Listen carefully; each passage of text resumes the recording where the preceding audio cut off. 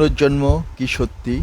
অতীত জীবনের গোপন রহস্য, কর্ম ও চেতনার ব্যাখ্যা। আজ আমরা এমন এক প্রশ্নের মুখোমুখি হব যা আমাদের প্রত্যেকের মনে কোনো না কোনো সময় এসেছে। পুনর্জন্ম কি সত্যি? আমরা কি অতীতে আরেকটি জীবনযাপন করেছি? যদি করে থাকি, তাহলে কেন সেই জীবনের কিছুই আমাদের মনে নেই?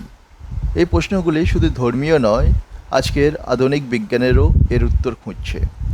আপনি যদি এই প্রশ্নগুলির উত্তর পেতে চান, তাহলে ভিডিওটি শেষ পর্যন্ত দেখুন। আপনার মতামত কমেন্ট সেকশনে লিখতে ভুলবেন না। প্রাচীন ভারতীয় দর্শনে বলা হয়েছে, গুরু ব্রহ্মা, গুরু বিষ্ণু ও গুরু দেব মহেশ্বর। গুরু হলেন সেই সত্তা যিনি আমাদের অজ্ঞানতা থেকে জ্ঞানালোকের পথে পরিচালিত করেন। এই শিক্ষাই আমাদের শেখায় যে জন্ম এবং মৃত্যু কেবল দেহের স্তরে ঘটে, আত্মা চিরকাল অমর। হিন্দু ধর্ম মতে প্রত্যেক জীবের জন্ম হয় তার কর্ম অনুসারে। সেই কর্ম আমরা এই জীবনকে করি, তার প্রতিফলন ঘটে আমাদের পরবর্তী জন্মে। এই চক্রকে বলা হয় সমসারিক চক্র বা জন্ম, মৃত্যু এবং পুনর্জন্ম। এই তিনটি স্তরেই আমাদের মধ্যে ঘুরে চলেছি। কিন্তু প্রশ্ন হতে পারে, যদি পুনর্জন্ম সত্যি হয়, তাহলে আমরা তা কেন মনে রাখতে পারি না? স্মৃতি হারানোর রহস্য।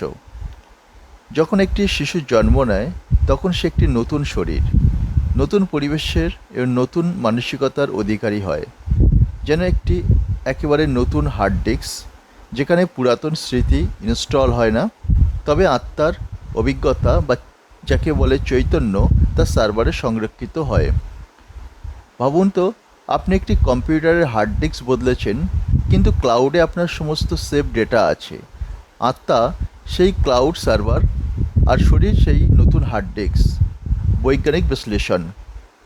আধুনিককালে বিজ্ঞানী যেমন স্টিফেন হকিন্স বা কার্ল সেগান বা চেতনা প্রযুক্তি নিয়ে কাজ করার নিউরো সায়েন্টিস্টরাও আজ স্বীকার করেছেন, মানুষের চেতনা কেবল মস্তিষ্কে সীমাবদ্ধ নয়, এটি মহাজাগতিক চেতনার সঙ্গে সংযুক্ত। ডক্টর জিম টাকার এমন বহু শিশুর কেস স্টাডি করেছেন, যার তাদের অতীতে জীবনের কথা স্মরণ রাখতে পেরেছেন। তারা এমন তথ্য বলেছেন যা পরে সত্যি প্রমাণিত হয়েছে। অতীতে জীবনের প্রমাণ। পৃথিবীর বিভিন্ন দেশে যেমন ভারত, তিব্বত, আমেরিকা বা জাপানে এমন বহু শিশু রয়েছে যারা পুনর্জন্মের কথা মনে রাখতে পেরেছে, এমনকি তাদের পুরানো পরিবারের নাম ও ঠিকানা পর্যন্ত বলতে পেরেছে। চেতনা ও মহাচেতন সংযোগ। যখন আমরা গভীর ধ্যানে বসি, তখন আমাদের চেতনা ধীরে ধীরে মহাচেতনার সঙ্গে মিলিত হয়। এই সময় মানুষ তাদের পূর্ণ জন্মের ঝলক দেখতে পান। চেতনার এই অবস্থাকে আমরা পাই মেডিটেশনের মাধ্যমে। যারা আত্মচর্চা করেন, তাদের অনেকেই বিশ্বাস করেন যে একটি আত্মা একটি সফটওয়্যার, যেটি শরীর নামক এক হার্ডওয়্যারের মধ্যে কাজ করে।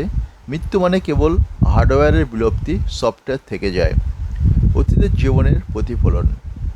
অনেক সময় দেখা যায় কোনো শিশু ছোট থেকেই কোনো বিষয়ে পারদর্শী প্রতিভায়, যেমন পিকাসো ছোট্ট বয়সে শিল্পে অসাধারণ পারদর্শী দেখিয়েছেন, রামজানু গণিতে।